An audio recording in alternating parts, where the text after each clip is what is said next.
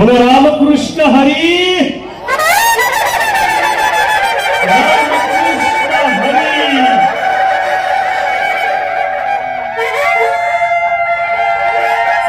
सातारकर पुजारी समोरील बदल दाबून प्रचंड भूगटाला पुजारीचा आवाज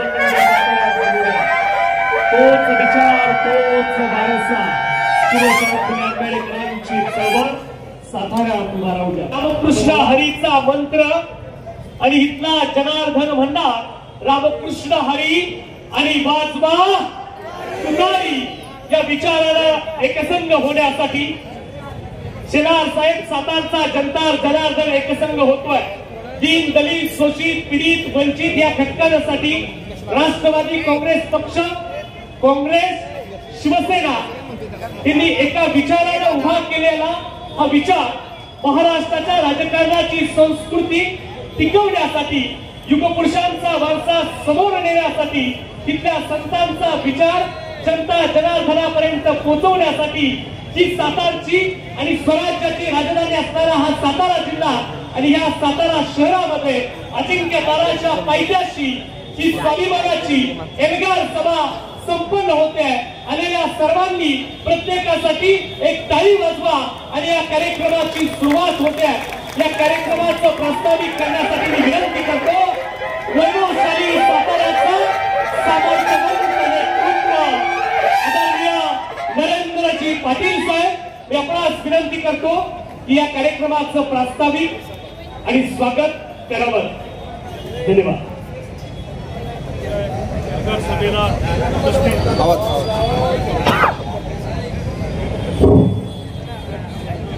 आजच्या एल्गार सभेला उपस्थित राष्ट्रवादी काँग्रेसचे प्रदेशाध्यक्ष माजी मंत्री या जिल्ह्याचे सुपुत्र आणि ज्यांनी आपल्या कार्याचा तसा मुंबई नवी मुंबई पुणे पिंपरी चिंचवड चाकण या सर्व क्षेत्रात औद्योगिक क्षेत्रात गुंतवलंय असं संघर्षशील नेतृत्व आदरणीय शशिकांतजी शिंदे साहेब दुसरे आपले तळागाळातील वंचित उपेक्षित लोकांसाठी काम करणारे जी जिल्हा कर्मभूमी असणारे माजी आमदार माननीय लक्ष्मणरावजी माने साहेब नगराध्यक्षाच्या उमेदवार सौ सुवर्णादेवी पाटील काँग्रेसचे माननीय राजेंद्रजी शेलार राष्ट्रवादीच्या महिला आघाडीच्या अध्यक्षा सुमित्रा जाधव आमच्या राजे घाडगे मॅडम उपस्थित सर्व व्यासपीठावरील महाविकास आघाडीचे इंडिया आघाडीचे नेते उमेदवार पदाधिकारी आणि कार्यकर्ते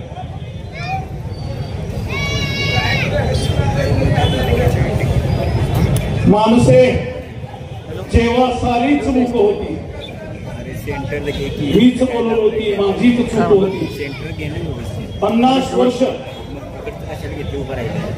एकाच घराण्याकडे सत्ता राहिली।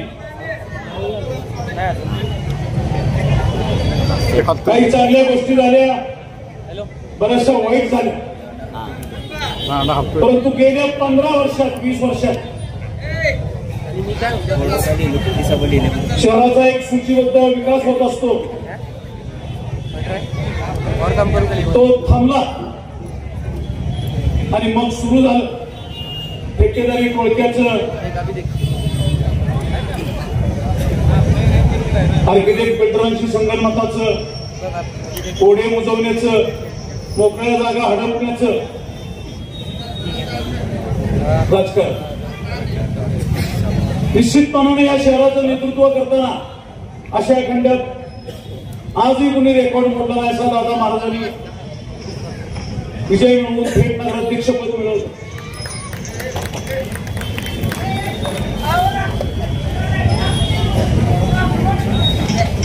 नगरपालिकेत लोक कामाला लावले एसटी महामंडळात त्यांना संधी मिळाली शेकडो लोक कामाला लावले।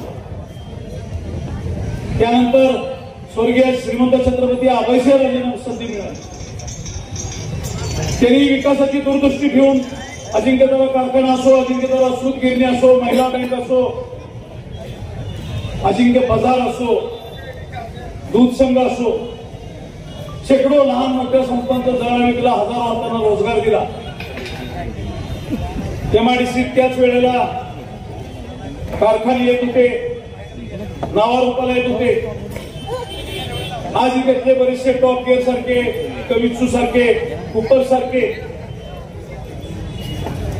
कारखाने चालू आहे. परंतु त्या बाजूकडे बघत असताना ह्या अलीकडच्या 15, 20, 25 वर्षात फतेजा गेली, अरिस्टोगार्ड गेली, डॉक्टर बेग गेली, शेकडो कंपन्या बंद पडल्या, कोयना क्रिस्टल गेली आणि तिथं उभे राहिले भाड्यानं देण्याचे गोडाऊन, मंगल कार्यालय, हॉटेल. आणि म्हणून आजच्या ह्या सत्तेतनं काय साध्य झालं याचा लेखाजोखा मांडायचा. मी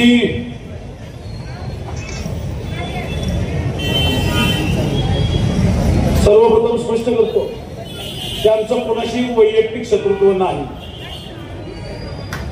आमचा आग्रह आहे आम्हाला पाणी मिळावं. आमचा आग्रह आहे आमच्या घरादारातले शहरातले रस्ते सुरक्षित असावे. आमचा आग्रह आहे आम्हाला पार्किंगसाठी जागा मिळावी. आमचा आग्रह आहे आमच्या मुलांना शिक्षणाच्या चांगल्या सोय व्हाव्या. आमचा आग्रह आहे इथल्या शिक्षित युवकाला त्याच्या लायकीनुसार, त्याच्या पात्रतेनुसार इथंच रोजगार मिळावा. आणि नेमकं हे होत नसेल तर नेहमी दाद मागणं किंवा हा आक्रोश हा सत्ताधाऱ्यांच्या विरोधात होतो. आणि सत्ताधारी गेली कित्येक वर्ष आपण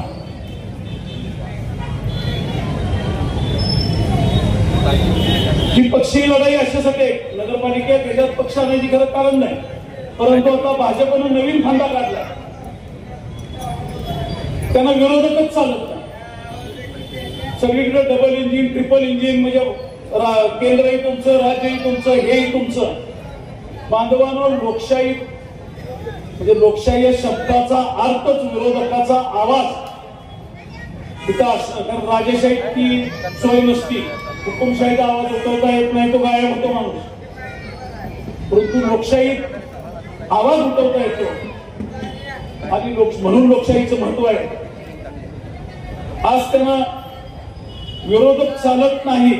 आपल्या आलेली लोकशाही ही डॉक्टर बाबासाहेब आंबेडकरांनी लिहिलेल्या घटनेच्या अधिकारातून मिळालेला आपल्याला अधिकार. तुम्ही लोकशाहीच मानत नाही, तुम्हाला कुणी उभा राहिलेलं चालत नाही, त्याला दबाव दडपशाही करून माघार घ्यायला लावायची.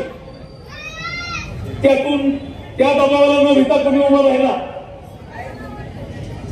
तर त्याला तिथं जाऊन द्यायचा, बघून घेतो म्हणायचं. आणि म्हणून विरोधक नसतील, विरोधक तुम्हाला उणिवा दाखवण्याचं काम करतात, विरोधक तुम्हाला सूचना करतात, विरोधक जनतेत काही प्रतिक्रिया आहेत ते दाखवतात. कारण सत्ताधाऱ्याचं असं असतं, त्याच्याभोवती खुशमुस्करी, दलाल, कंत्राटदार यांचाच कंपनी टोळी असते. आणि म्हणून कसं कामाचं वाटोळ होतं. पैसे आले तर जगात ग्रेड सेपरेटर कसा नसावा, म्हणजे चांगल्या चाललेल्या वाहतुकीला अर्थ कसा व्हावा, त्याचं उदाहरण नाक्यावरचं. दिवसातनं 6 वेळा कोंडी होती. जे भुयारी गट हे केले त्याला कुणी वापरतच नाही. त्यात घुसला तर त्याला बाहेर पडता येत नाही.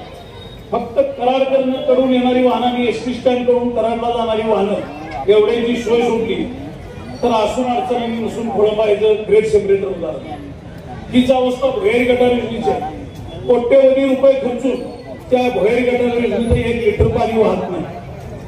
सर्वात त्याची शोकांतिका अशी की आपल्या बेगर्स होम जवळ गटार योजनेचं सगळं पाणी जमा होणार होतं.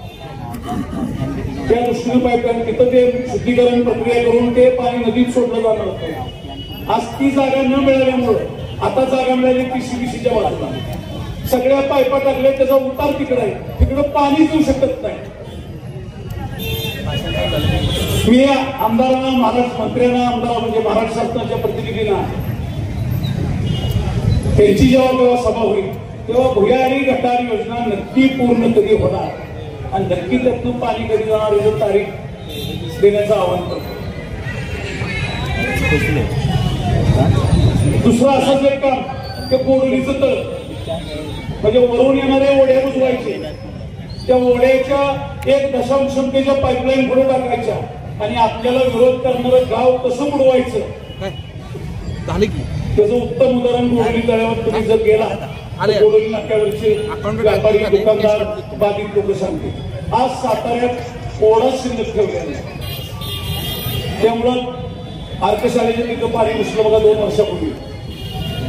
त्याच्यामध्ये पाणी घुसला की देशमुख कॉलनी सुद्धा पाणी घुसलं. पठाण बिठाण यांच्या बंगल्यात जागाच ठेवलेली नाही ओढ्याला पाणी द्यायला, कुणी कामच करू शकत नाही.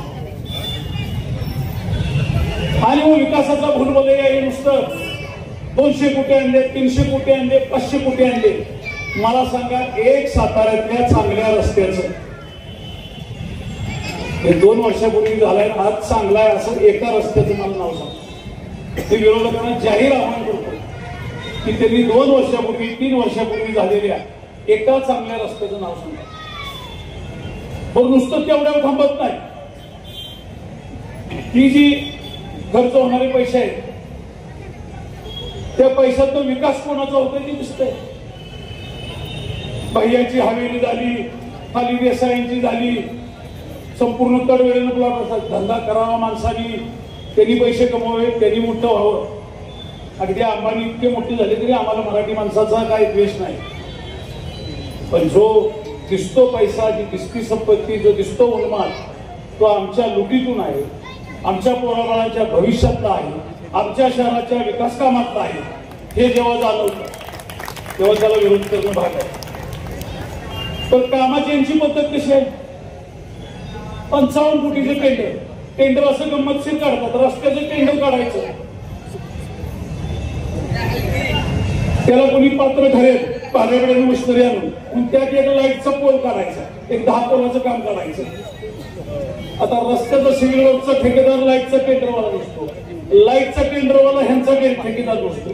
आणि मग ती ठराविक 2-3 लोकांना कामं ती 9-10% अभाव म्हणजे कुठली स्पर्धा होऊ द्यायची नाही. शिक्षित बेरोजगाराला मला एक सांगा, एकेका बेरोजगाराला 50 लाखाचं काम द्यावं साधारण वर्षात, हे महाराष्ट्र शासनाचं धोरण. त्यानुसार त्यांनी जी 200-250 कोटीची कामं आणली म्हणतात, 50 लाखांना कामं दिली असली तरी 400 सिव्हिल इंजिनियर मुलांना आज 5-10 हजार रुपयानं पुण्या मुंबईत साईटवर म्हणजे साईट सुपरवायझर म्हणून कामं करतात, त्यांना ही संधी मिळाली असती, त्यांची उन्नती झाली असती. पण नाही, काम देसाई भंडारी बसले आणि मग त्यांच्याकडनं ह्यांनी 22% त्या पोरांनी ह्यांच्याकडनं काम विकत घ्यायचं, वर 17% जीएसटी भरायचा, साहेबाची कमिशन भरायची आणि त्या 50% गरीब बिचाऱ्या कॉन्ट्रॅक्टरनं त्या कामाला काय नाही द्यायचं. उद्या कामाला काय झालं की त्याच्यावर आत्महत्या केल्या लोकांनी. साताऱ्यातल्या अजून बाकी आहे. कारण साताऱ्यात साहेब त्यांनी असं केलं, काल परवाच महाराष्ट्र जीवन प्राधिकरणची सातारा नगरपालिकेला नोटीस आल्या 64 कोटी थकबाकी भरा. आणि ह्या एका ह्या वर्षात 1 रुपयाही नाही भरलेला नाही.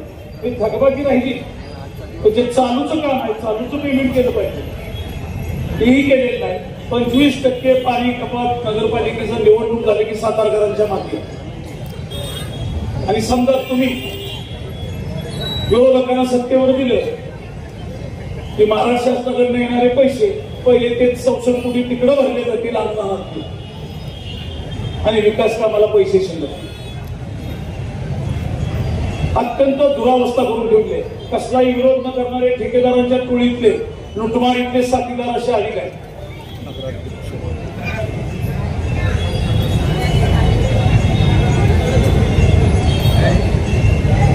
हे छत्रपतीच्या घराण्याचा आम्हाला विशेष अभिमान. जगाच्या पाठीवर कुठेही गेलं तरी आम्ही सातारकर अभिमानाने सांगतो. सातारा छत्रपतींची ओळख म्हणून सांगतो. त्या छत्रपतीच्या घराण्याचं नाव, त्या छत्रपतींचं नाव भारतभर घेतलं जातं ते त्यांच्या सर्वधर्म समभावासाठी, त्यांच्या स्त्रियांना देणाऱ्या वागणुकीसाठी. कल्याणच्या सुभेदारांनी शत्रूची सून आणली, ज्या काळात ती देणं ही प्रथा परंपरा होती, तिला ठेवून घेणं ही प्रथा परंपरा होती. त्या काळात तिला आईचा दर्जा देऊन तिच्या म्हणजे साडी चोळी भरून पाठवणी करणाऱ्या छत्रपतीच्या आम्ही वंशज आहोत. तुम्ही तर थेट वंशज आहात.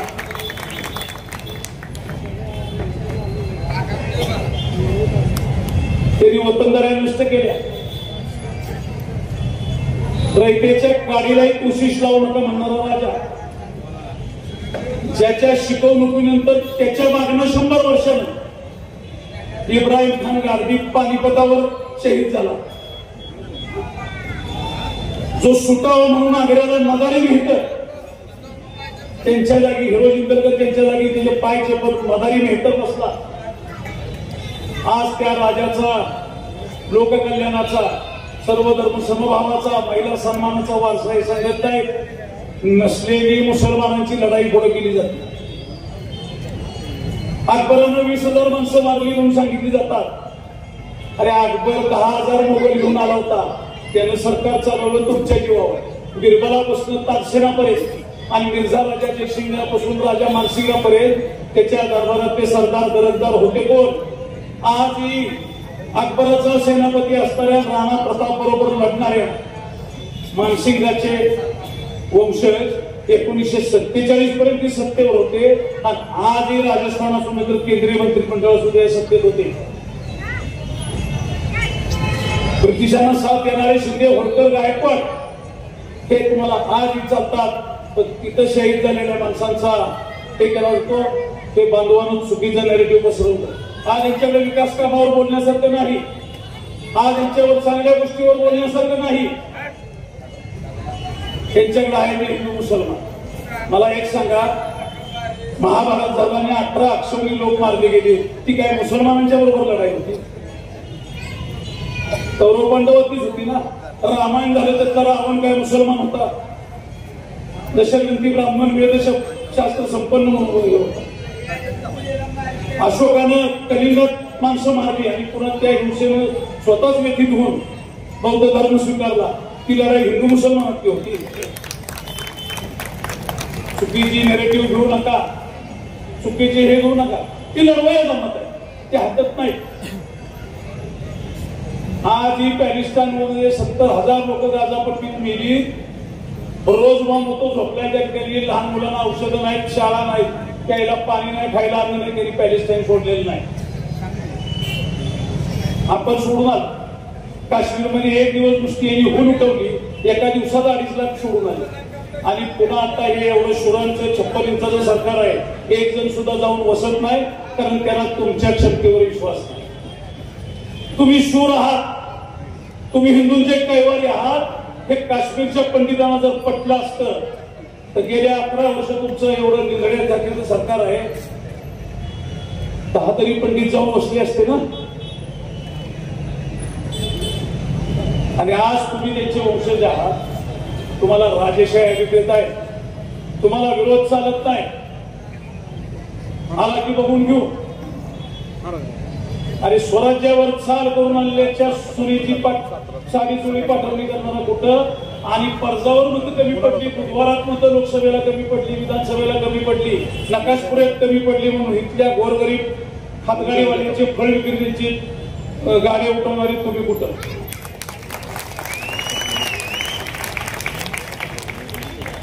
उत्तर त्याची द्या. शिंदे साहेब, आज तुमची साथ शहराला लागलेली. पूर्वी हे सगळे असताना तुम्हाला इकडे म्हणजे डोकवण्याचाही पक्षांतर्गत अधिकार नव्हता. आम्ही तो संघर्ष केला, विरोध करत राहिलो, विरोधाची किंमत मोजली. कडीपारीपासून, हद्दपारीपासून, हल्ल्यापासून अॅट्रॉसिटी पर्यंत, खोट्या केसेस पर्यंत सगळ्यांना सामोरं गेलो. पण मी कोयनाकाठचा आहे. एकमेव जगातली नदी आहे कोयना, तिच्या काठाला तीर्थक्षेत्र नाही. आम्ही गोष्टी सांगत नाही, आम्ही विरोध करतो. आणि आजपर्यंत ध्यानात कोयनेचा एकही माणूस मंगलेला नाही. शंभूराज देसाईंच्या पासून श्रीनिवास पाटलापर्यंत, बाळासाहेब देसाईपासून नरेंद्र पाटलापर्यंत माणसं आमलेली नाही. आमचं मडं पडलं तर उचलून आमची भावकी तिकडे आमच्या गावाकडेच घ्यायचं. आमच्यासाठी सुतक पाळणारे तर कोणी नाही. माझं तर तुम्हाला आव्हान आहे, तुम्ही वाईट म्हणा, तडीपार म्हणा, गुंड म्हणा, बेताल म्हणा, काय म्हणायचं ते म्हणा, मी कबूल करतो. पण उद्या कधी तुमची सभा होईल, याची उत्तर द्यायची वेळ येईल, त्यावेळेला मी मान्य करतो. त्यामुळे तुमचा वेळ त्यात घालवू नका. मी वाईट आहे का चांगला आहे सांगा. जनतेच्या प्रश्नासाठी काय केलं, जनतेच्या प्रश्नाची उत्तर द्या. तुम्ही मोठ्या रानात हिंदी हातात टिकले. जानकर साहेब आलेले आहेत, त्यांचं मी स्वागत करतो.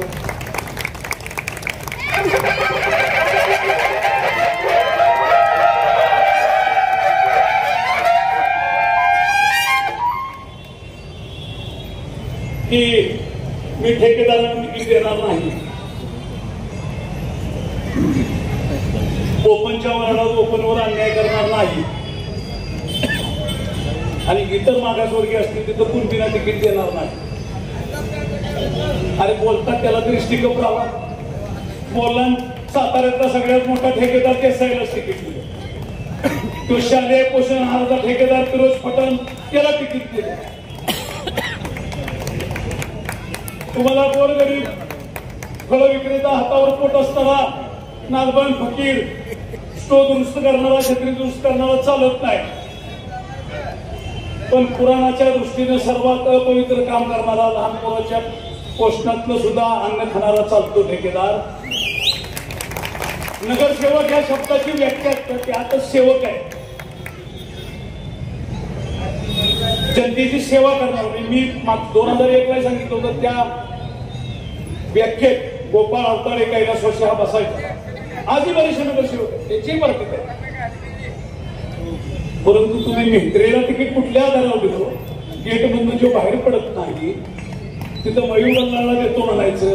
आप्पा कोरे होता, पोपट कुंभार होता, मिलिंद कासार होता. किराणा पोच तिकीट आहे, किराणा पोच. 10 माणसांना तो मेत्रे माहित नाही की तो कधी पाण्यासाठी आला नाही, तो कधी कुणाच्या म्हणजे नळाला हे आला नाही म्हणून आला नाही. आणि एवढी क्रांतीच तुम्हाला करायची होती तर द्यायचं एखाद्या मागासवर्गीयाला तिकीट आणि सांगायचं, अरे बाबासाहेब आंबेडकरांच्या भूमीत, छत्रपतींच्या भूमीत आम्ही छत्रपती राजवटकर असताना आम्ही देतो, त्या आम्ही या मागासवर्गीयाला नगराध्यक्षपद देतो. आणि आम्ही विरोधकांना आव्हान करतो की त्यांनी सामाजिक क्रांतीला हातभार लावा आणि विरोध केला. आम्ही मुसलमानांना देतो आणि सामाजिक एकतेचा संदेश हा साताऱ्यातनं जाऊ द्या, ह्या छत्रपतींच्या पावनभूमीतनं जाऊ द्या हे म्हणतो. हे म्हणायचं तुमचं झाडच नाही. तुम्ही सर्वसामान्य मराठ्यालाही तिकीट दिलं नाही, सर्वसामान्य अमित कुलकर्णी सारख्या ब्राह्मणालाही दिलं नाही. तुम्ही तिकीट दिलं पंचपोळी. तुम्हाला जी पंचपोळी लागते त्याला तिकीट सर्वसामान्याची तिकीट नाही. तुम्ही कार्यकर्त्याला दिलं असतं, शेखर बोरायला दिलं असतं, उद्या संग्राम बर्गेला दिलं असतं, काका धुमाळाला दिलं असतं, किशोर शिंदेला दिलं असतं. माणसं मोठी होईल तुमच्याकडे. अविनाश कदम नव्हता. तुम्हाला हे जाणीव कर, त्या तुमच्या गुरमीनं तुम्हाला नगराध्यक्ष पद चालवणारा माणूस पाहिजे.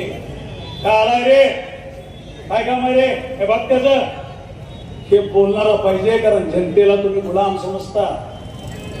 काल तुम्ही एका ठिकाणी म्हणला की तुम्ही विरोधी उमेदवाराला मदत करता, भाजपच्या विरोधी मतदान करताय, वेडे चाळे करू नका. बघा, भाजपच्या विरोधी मतदान करताय, वेडे चाळे करू नका. 98 साली पोटनिवडणुकीला उदयनराजे भाजपच्या चिन्ह होते, तेव्हा शिवेंद्रराजे तुम्ही विरोध केला होता का टाळ्या वाजवल्या होत्या? 2099 ला तुम्ही उदयनराजेंना विरोध केला, ते भाजपमध्ये होते तेव्हा काय? 2004 ला उदयनराजे भाजपमधनं आमदारकीला लढले, विरोध केला, त्याचं काय? 2009 ला नरेंद्र पाटील भाजपमधनं लढला तुमच्या विरुद्ध, त्यावेळेला भाजपला विरोध केला, त्याचं काय? मग हे सर्व वेळे चालले झाले. हे तुम्ही 7-8 वेळा केले, एकदा माणसांना 1 वेळा करू द्या. आपण लोकशाही काय शब्द वापरतो आणि ते एकदा शिंदेसाहेब तुम्ही आव्हान करा की या चिमण्यानं पाखरानं परत फिरा. आता नगराध्यक्ष पदाच्या उमेदवारांना ते म्हणताय सोडून या. तुम्ही काय भाजपमध्ये जन्माला आलाय? दीनदयाळ उपाध्याय ह्याला आलेले वर्षाला आणि श्यामाप्रसाद मुखर्जींनी नामकरण केलं. हा काय तुमची आहे काय काहीही बोलतात लोकांना मूर्ख समजतात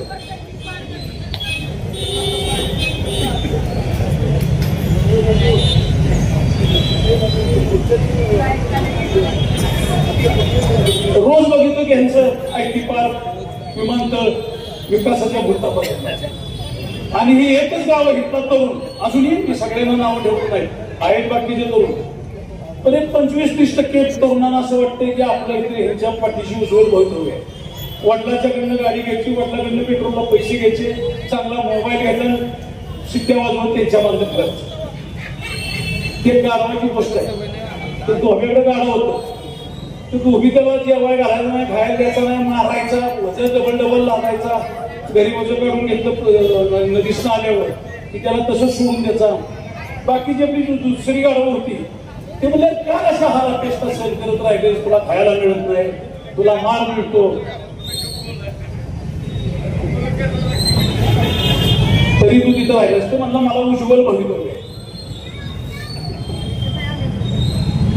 म्हणजे कशाच तुला उज्ज्वल भवितव्य ते म्हणला काय ती पोरगी त्याच्या ऐकत नाही म्हणला तो अभ्याची आज भांडण झाले की तो म्हणतो तुला एका गावाबरोबर लगेच लावते पोरगी सुंदर म्हणतात त्यामुळे मी ही पोच वागतो आणि म्हणून तुम्ही भाजपचं कौतुक सांगताय वास्तविक बातम्या काय आल्या साहेब की सातारा विकास आघाडीला 22 जागा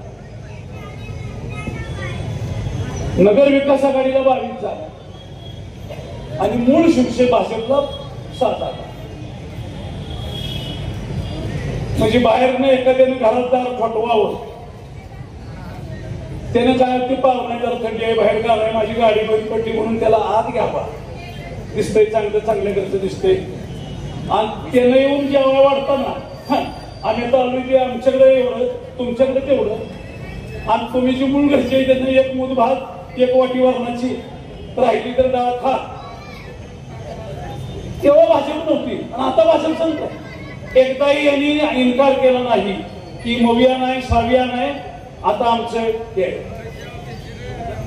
उमेदवाराला दम देत आहेत चांगल्या नाही वाड्यावर याचं नाही एकेका मिनिटात दम काढून घेतले साहेब यांचं खरं कारण आहे त्यांनी एक गोष्ट मान्य करावी लागली जलमंदिरनं थेट नगराध्यक्षपदात आजपर्यंत 3 वेळाला जलमंदिरचा उमेदवार झाला दादा महाराज तर आशिया खंडात वितरण मताना आले रंजना रावत झाल्या आणि मागच्या वेळेला माधवी कदम झाल्या जलमंदिराच्या यशाचं श्रेय सर्वसामान्य माणसात होता 1 रिक्षावाला त्यांच्याबरोबर नाभिक समाज त्यांच्याबरोबर त्यातले 1-2 नगरसेवक शिंपी समाज त्यांच्याबरोबर त्यातले माळवली असोत आंबेडकर असोत नगरसेवक माळी समाज त्यांच्याबरोबर शेंडे असोत बनकर असोत त्यांच्याबरोबर सोनार समाजातले घोडके असोत पंडित असोत त्यांच्याबरोबर हे छोट्या गोपाळ होता की मगाशी त्याचं नाव घेतलं म्हणजे त्या सर्वाची मोठ बांधली की मुस्लिम समाजातनं आली असो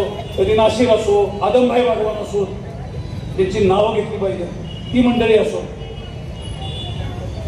बोगद्याकडे वडार समाज आहे त्यातले चौगुले असोत गावड्या चौगुले असो बाकीचे असो म्हणजे ह्या सर्व माणसांना बरोबर घेऊन जाण्याची क्षमता दाखवली ते दाखवली त्यामुळे साताऱ्यानं विश्वास टाकला काही कामं झाली पण आज ठरवून ही चौकट मोडली गेलेली आहे मी उदयनराजेंना सावधगिरीचा इशारा देतो तुमचं राजकारण पक्षावर अवलंबून नाही तुम्हीच सांगितलं पक्षापेक्षा मी मानत नाही पहिले राष्ट्रवादी तेच सांगत होते त्याच्यापूर्वी काँग्रेसमध्ये आल्यावर तेच राष्ट्रवादी तेच आणि भाजपमध्ये गेले तरी तेच जनता हा माझा पक्ष आज तुमच्यातल्या गद्दारांनी वाटाघाटीला बसताना तुमचा पक्ष मोडलेला आहे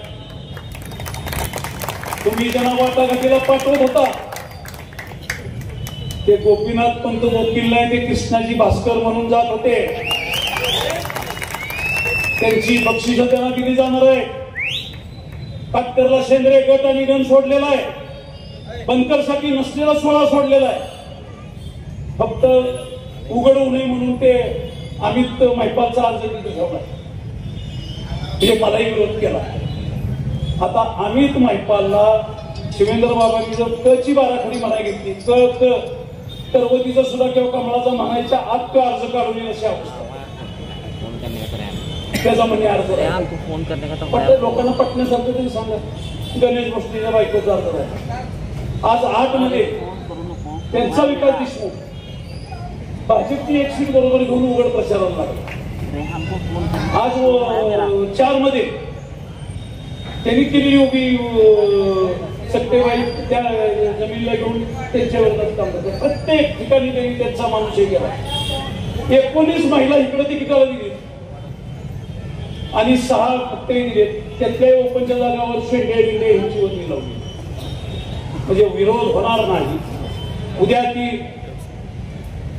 त्यांनीच म्हणलेली भारतीय जनता पक्षाच्या अंतर्गतची सातारा विकास आघाडीचं अस्तित्व शिल्लक राहणार नाही. 5-5 वर्ष काम करणारे प्रतापगडापासून पोस्टर लावणारे त्यांना तिकीट नाहीत.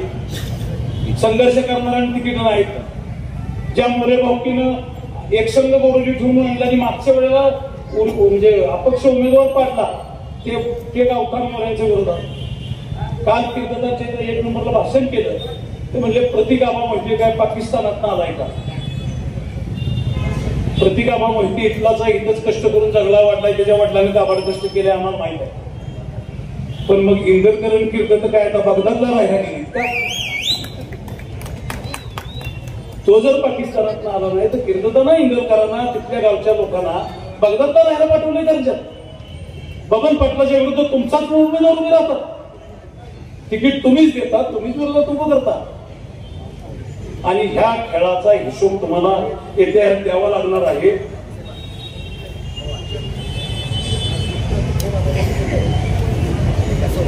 दोनच गोष्टी मी आता सभेला उशीर झाला महत्वाचे वक्ते आले याची काम करण्याची पद्धत सांगतो. जुना आरटी ऑफिस ते दोनच दुर्तीनेच उदाहरण देतो. वाडेफाटा रस्ता झाला, त्याचा अजून फायनल लेअरही झालेला नाही. त्यात जी वाडेफाट्यावर 2 वडाची झाडं आहेत, रस्ता अरुंद कुपर कॉलनीच्या अलीकडची वडाची झाडं काढलेली. त्यांनीच लोक माणसं उभी करायची आणि वृक्षतोडीला विरोध दाखवायचा. आता तो रस्ता पुरा झाला की 5 वर्ष त्या ठेकेदाराची जबाबदारी त्याच्या खर्चाला दुरुस्त करण्याची. आता त्याला नवीन टेंडर काढायचं, चौकशी करायचं, त्याच्यावर 20 कोटी 55 कोटी टाकतं ना. जिल्हा परिषद ते बॉम्बे रेस्टॉरंट रस्ता झाला, पहिल्याच पावसात वाहून गेला. ठेकेदाराला कसं तरी दुरुस्त करायला लागला. 5 वर्ष दुरुस्त करायची म्हणजे खाल्लेला त्याचाही पैसा आणि दिलेला पैसा वाकावा लागेल. आता त्यांनी नवीनच परवा मागच्या महिन्यात भूल धाबा दिल्या. 19 कोटी रुपये त्या रस्त्याला आणले आणि कधी दिसला नाही असा रस्ता होता. कसलीही अवजड वाहतूक नसणारा मोना शाळेच्या समोरचा रस्ता कॉन्क्रीटचा केलाय आणि नवी मुंबई विमानतळाचा जो स्क्वेअर मीटरचा खर्च आहे त्याच्यापेक्षा जास्त पैसा निघाला. तामदेसाई कॉन्ट्रॅक्टर. काल नोटीस आल्यात साहेब अतिक्रमणाच्या 90 वर्षा लोकांना.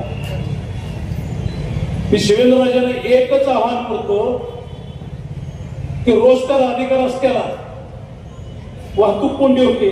शेतकरी जमा लागतो, दवाखान्यात जाणारे लोक अडकतात, कामावर जाणारी मुलं अडकतात, शाळेत जाणारे हे अडकतात. दिवसातून 10 वेळा कोंडी होती.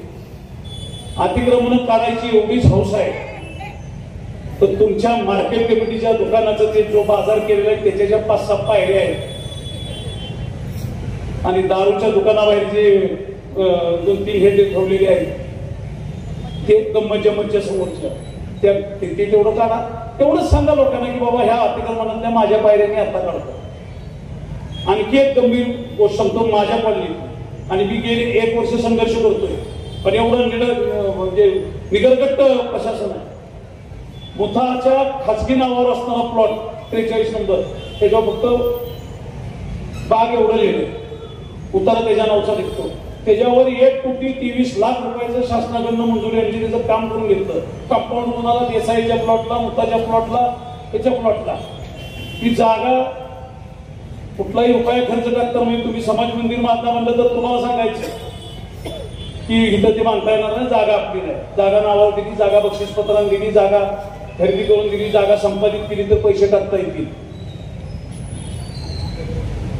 दुसऱ्या आता तिथं म्हणजे मूळ ठेक्यात चेन लिंक तिथं आता 7-7, 10-10 कोटी कंपाऊंड बांधून घेतली नगरपालिकेच्या खर्चात. याला मंजुरी आहे का? त्याच्यातला मुदतवाढ आहे का? त्याला तांत्रिक मंजुरी दिल्या का? एवढं फक्त सांगा. HDFC बँकेचं 1.5 लाख भाडं येतं काय जे कारण त्याला घरगुती दरानं आकारणी केली जाते आणि सर्वसामान्याची एखादा हप्ता आणि त्याचे 30 वर्ष हप्ता वसुली नाही, त्याला नोटीस काढत नाहीत. आज मी म्हणजे काल आचारसंहिता कक्षावाल्यावर तक्रार केली तरी अजून त्याची दखल घेतली जात नाही. ते सुद्धा किती निगरगट्ट झाले. म्हणजे आपण म्हणतो तसं की म्हणजे मी आता आपण हे राहिले तुतारी हाताच्या गाठ्या चिन्हावर हे प्रचार करणारे उमेदवार आहेत. ह्यांना अर्ज भरल्या दिवसापासून चिन्हावरून प्रचार करण्याची परवानगी. आणि जे अपक्ष आहेत ते लोकशाही विषमता सुद्धा किती आहे बघा. जे अपक्ष आहेत त्यांना उद्यापर्यंत पोस्टर सुद्धा लावता छापता येत नाही, का रिक्षा लावता येत नाही, का चिन्ह सांगता येत नाही. बाबासाहेबांना घटनेतली ही असमानता मान्य नव्हती. त्या सगळ्याच्या विरुद्ध लढायचं आहे. आपली शक्ती अपुरी आहे. आपल्याला दाबण्याचा प्रयत्न होणार. तू तिकडे गेला होतास, तू ह्यांच्यावर बोललास, तू त्यांच्यावर बोललास, कुणावर केसेस घालतील, कुणाच्या घरी काय पाठवतील. ह्या सगळ्याला पुरून उडवायचंय, ह्या सगळ्याला साथ द्यायची. आम्ही आज आता शिंदे साहेबांच्या रूपाने एक संघर्षशील योद्धा मिळालाय.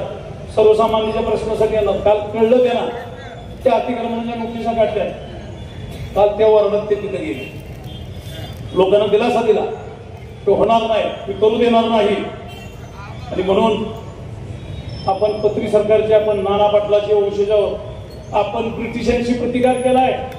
आपण अफजल खान ह्याच मातीत गाडलाय. आपल्यातले कुणी दलबदरी ठेकेदारांनी हे आपल्याला लुटायला येतील आणि आपण ते लुटू देऊ ह्या भ्रमात कुणी राहता कामा नये. आमच्या विकासाच्या पैशाचा चोख हिशोब इथं द्यावा लागेल. पैचा हिशोब तुम्हाला इथं द्यावा लागेल. आता आमच्यात हिंदू मुस्लिम मराठा मागासवर्गीय इतर मागासवर्गीय भांडणं लावू नका, BC OBC करू नका. आम्हाला बोला विकासावर, आम्हाला हिशोब द्या विकासाचा, आम्हाला हिशोब द्या रोजगाराचा, आम्हाला हिशोब द्या चांगल्या कुशल प्रशासनाचा. आणि म्हणून सुरेश भट्टांची एक हे आहे, उन्मत्त श्वापदांची आली वरात आली, जिंकून राजरस्ते आली घरात आली. आज ती अवस्था आहे. सगळीकडनं नुसता लोंढा येतोय, प्रत्येकाच्या पुढ्यात येतोय. कुणाला पैशाच्या जोरावर विकत घेतलं जाते, कुणाला दहशतीवर विकत घेतलं जातंय, कुणाला धाक दाखवून घेतलं जातंय. परंतु त्यांना मी आज इशारा देतो, हे असे आहे तरी हे असे असणार नाही. दिवस आमचा येत आहे, तो घरी बसणार नाही. आणि म्हणून साहेब आज तुमच्या वतीनं, तुमच्या साक्षीनं, तुमच्या साथीनं सातारकरांना आम्ही शब्द देतोय. सगळ्यांची मोडतोड केली. पवार साहेबांची राष्ट्रवादी फोडली, बाळासाहेब ठाकरेंची शिवसेना फोडली, राहुल गांधींची काँग्रेस फोडली. परंतु शरद पवार 83व्या वर्षात लढायची थांबलेली नाहीत, उद्धव ठाकरे थांबलेले नाहीत, राहुल गांधींचा संघर्ष चालू आहे. आणि म्हणून मोडून पडला संसार तरी नाही मोडला कणा. पाठीवरती हात घेऊन फक्त लढ म्हणा, फक्त लढ म्हणा, फक्त लढ म्हणा. बोला रामकृष्ण हरी.